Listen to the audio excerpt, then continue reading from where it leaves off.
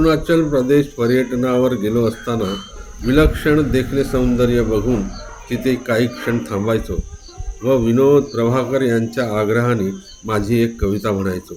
असे ठरवून आमचा प्रवास होत होता.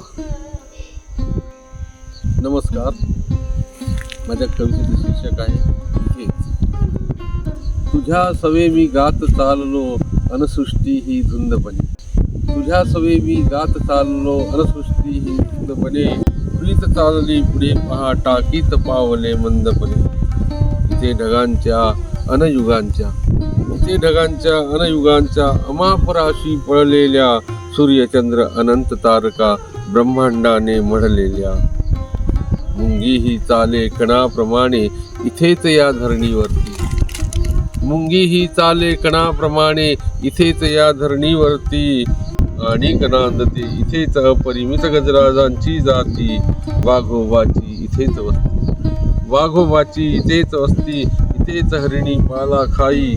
फुले फळेही इथेच जगते. फुले फळेही इथेच हसते. इथेच झरणे गाणे गाई. इथे खगांचा थवा मनोहर कंतदाटीची हिरवी राणे. इथे खगांचा थवा मनोहर कंतदाटीची हिरवी राणे. प्रीत सागरा सवे निभाची जलद वर्षिती आनंदाने. इथे फुलांचा वाहे परिमळ घाणीशी ही नसे मनाई. इथे फुलांचा वाहे परिमळ घाणीशी ही नसे मनाई. कैदा अशी नाही इथेच जगते. इथेच गाते माझी आई.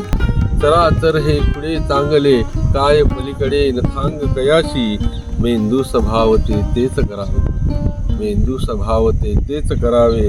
सार झटावे उलगडण्याशी. धन्यवाद.